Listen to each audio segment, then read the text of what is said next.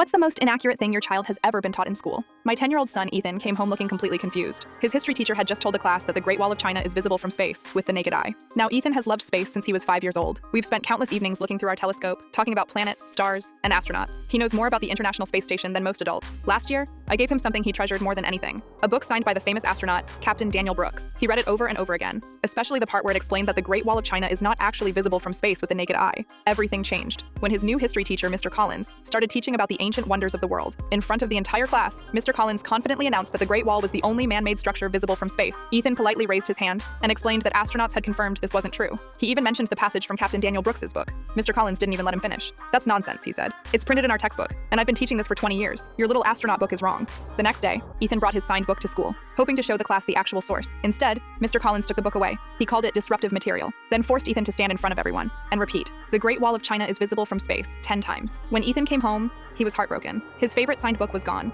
and he felt embarrassed in front of his classmates. As if that wasn't enough, Mr. Collins assigned him a 5-page essay about respecting a teacher's knowledge. I was furious. I emailed Mr. Collins, explained the scientific facts, and politely asked him to return the book. His reply was short: "I don't need space facts from a parent. The curriculum says the wall is visible from space, so that's what I teach." Even Principal Rebecca Miller called it a minor disagreement and didn't want to challenge a longtime teacher. That's when I decided enough was enough. My old college roommate now worked for NASA's education program. After hearing the story, she couldn't believe outdated information was still being taught. 3 days later, we walked straight into Ethan's history classroom. Mr. Collins looked annoyed until I introduced my guest. "Everyone, this is Dr. Emily Carter, a NASA education specialist." The room instantly went silent. Dr. Carter asked if she could speak to the class about what astronauts actually see from space. Mr. Collins couldn't exactly refuse, not with a NASA expert standing in front of his students. She displayed real astronaut photographs, official space images, and video testimonies. Then she smiled and said, "Contrary to popular belief, the Great Wall is actually very difficult to see, even from low Earth orbit. Astronauts usually need powerful zoom lenses to find it." She showed the students what astronauts really notice first: glowing cities at night, massive dams, huge agricultural patterns, but not the Great Wall. One student quietly asked, "But Mr. Collins said it's in our textbook." Dr. Carter nodded. "Sometimes, textbooks contain outdated information."